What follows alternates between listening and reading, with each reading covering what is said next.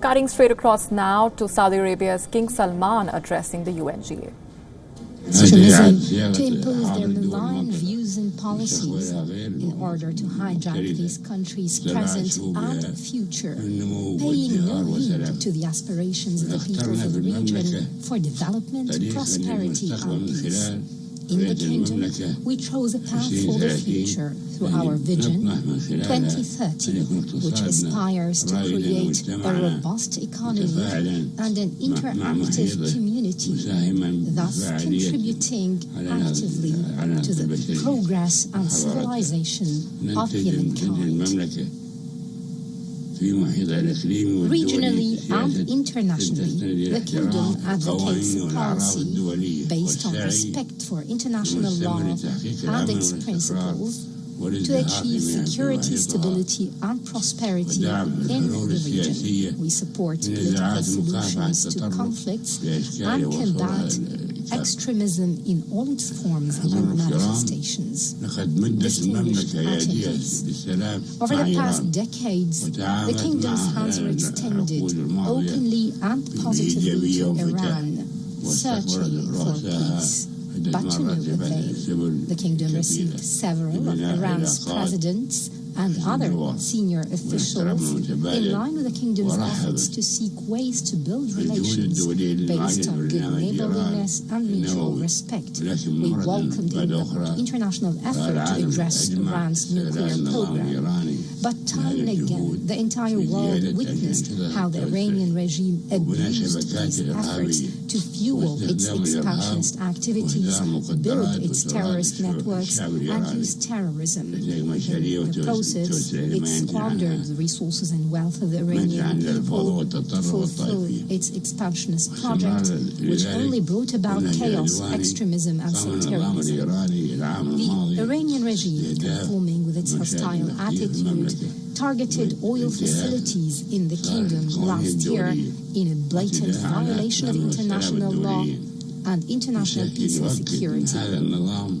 It demonstrated that this regime has total disregard for the stability of the global economy or the security of oil supplies to international markets. The Iranian regime also continues through its proxies to target the Kingdom, launching to date over 300 ballistic missiles and more than 400 armed drones in a stark violation of Security Council resolutions 2216 and 2231. Our experience with the Iranian regime has taught us that partial solutions or appeasement will not stop its threats to international peace and security. A comprehensive solution and a firm international position are needed to ensure fundamental solutions to the Iranian regime's attempt to possess weapons of mass destruction or develop a ballistic missile program, and its interference in the internal affairs of other countries, as well as its sponsorship of terrorism. The Iranian regime's interference in Yemen by supporting the coup carried out by its proxy, Houthi militia, against the legitimate government led to a political, economic and humanitarian crisis that the fraternal people of Yemen are still suffering from. This coup is a threat to the security of the countries of the region and the waterways vital for global economy. Furthermore, the Houthi militias impeded the flow of humanitarian aid to the Yemeni people. They also obstructed efforts to reach a political solution in Yemen. They rejected efforts to de-escalate the situation, the latest of which was the ceasefire announcement made by the coalition to support legitimacy in Yemen last April in response to the UN's request in order to proceed with efforts to combat the COVID-19 pandemic in Yemen.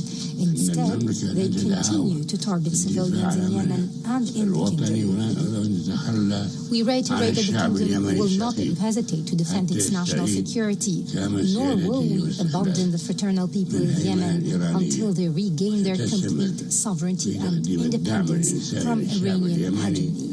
The Kingdom will continue to provide humanitarian support for the people of Yemen And we will continue to support the efforts of UN Secretary General Special Envoy for Yemen in accordance with the GCC initiative, the outcomes of the comprehensive and many-national dialogue, and Security Council Resolution 2216. Distinguished attendees, terrorism and extremist ideologies pose a major threat to the world at large. Together, we have made remarkable progress in the past few years in combating extremist organizations, including substantially rolling back ISIS strongholds in Iraq and Syria, thanks to the efforts of a global coalition. Similarly, the forces of the coalition to support legitimacy in Yemen were able to strike hard against Al-Qaeda and ISIS in Yemen. To succeed in our battle against terrorism and extremism, we must intensify our joint efforts by facing this challenge comprehensively. This includes combating financing of terrorism and extremism. The Kingdom has supported many international entities that contribute to reinforcing our joint efforts to combat this challenge. The Kingdom supported the UN Counter-Terrorism Center with $110 million. It has established the Global Center for Combating Extremist Ideologies at Tidal in Riyadh, and it also hosts the International Terrorist Financing Targeting Center.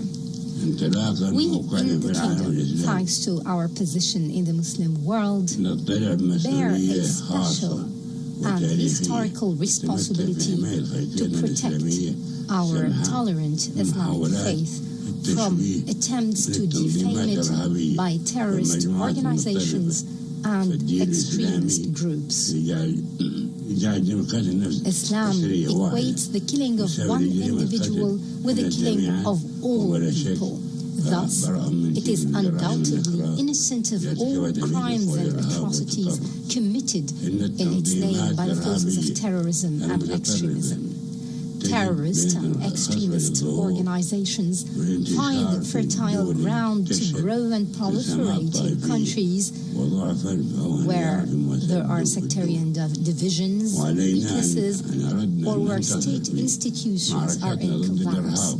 If we intend to win our battle against terrorism, we must not waver in the face of countries sponsoring terrorism and sectarianism.